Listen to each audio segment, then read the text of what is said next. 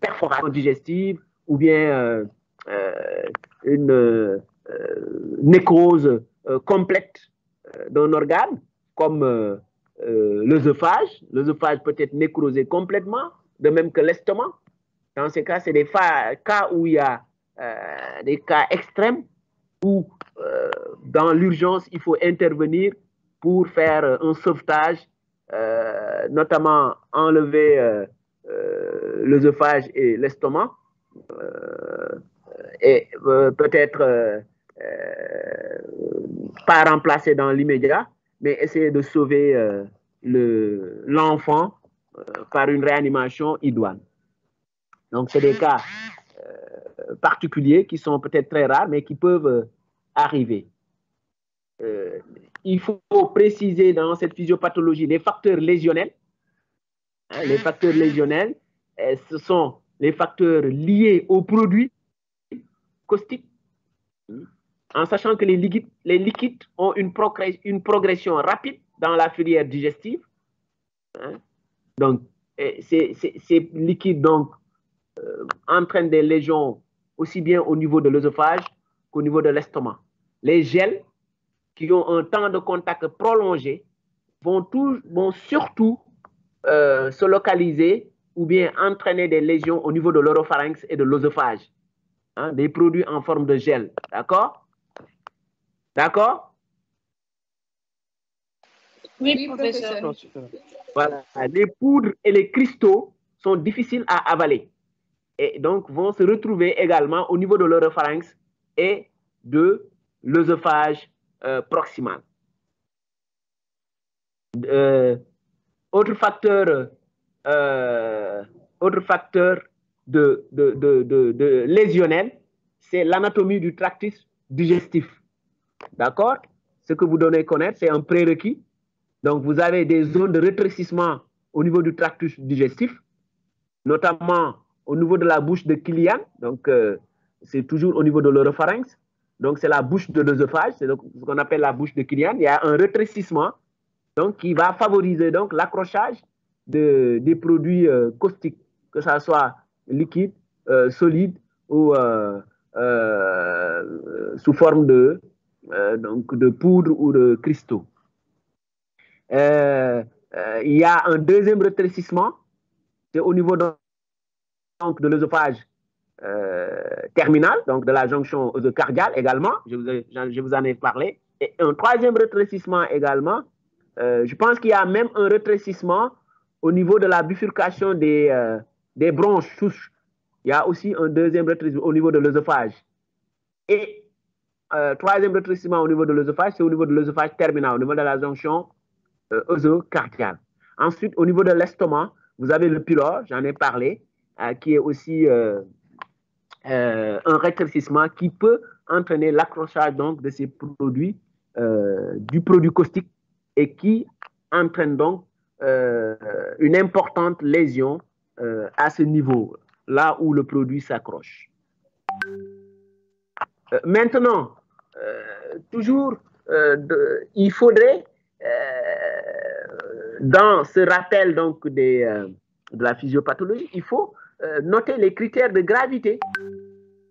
Donc, les critères de gravité, c'est d'abord le type d'intoxication, si vous voulez, un type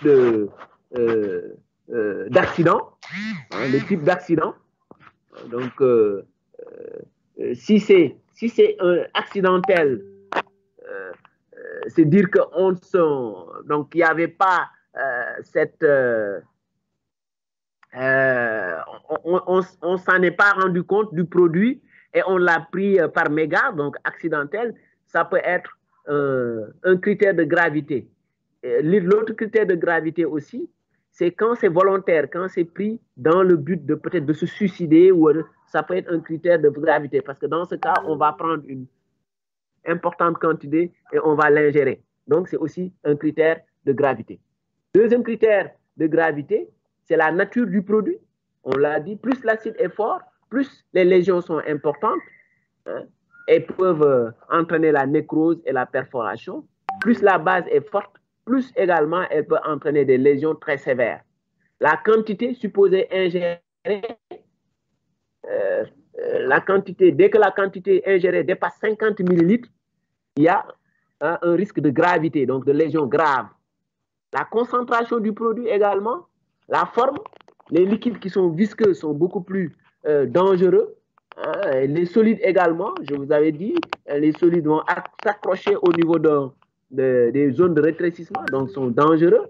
Et les paillettes également, hein, sous forme de poudre ou de paillettes, sont également des produits dangereux. Le temps de contact, plus le temps de contact est prolongé, plus il y a risque de gravité et la présence d'agents tensioactifs. Donc, si le produit émet ou entraîne les réactions qui vont retentir sur donc, les réactions donc, du système en général, donc ou bien de plusieurs systèmes, une réaction systémique.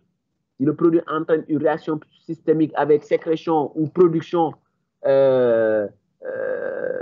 d'agents tensioactifs, donc ça peut être source d'altération de l'état général ou de choc, choc qui peut être fatal pour l'enfant. Voilà à peu près, en fait c'est ça qu'il faut résumer dans les rappels ou les généralités, parce que j'ai oublié de faire la critique également. Quand vous faites le cours, il faut décliner pour dire que vous faites un cours donc, dans le mode signe, diagnostic, traitement, ou bien diagnostic, hein, ou bien traitement, d'accord. Voilà, il faut que dès le début, qu'on sache que vous avez, le cours vous avez dit, donc, ingestion de produits caustiques, signe, diagnostic, traitement. Donc, moi, c'est dans cette rubrique que je décline mon cours. Donc, signe, diagnostic, traitement. Donc, tout ce que je viens de dire, c'est un rappel des généralités. Hein, donc, la physiopathologie, tout ça. Maintenant, dans les signes, donc, ici j'ai mis diagnostic, dans les signes, si vous faites signe, il faut prendre comme un type de description, donc, ou bien si vous faites diagnostic, dans ce cas, vous n'êtes pas tenu de prendre un type de description, comme par exemple ici ce que j'ai fait, donc j'ai fait diagnostic, donc dans le diagnostic, il faut d'abord des éléments de l'anamnèse, je ne sais pas, tu peux mettre ta diapositive sur la clinique.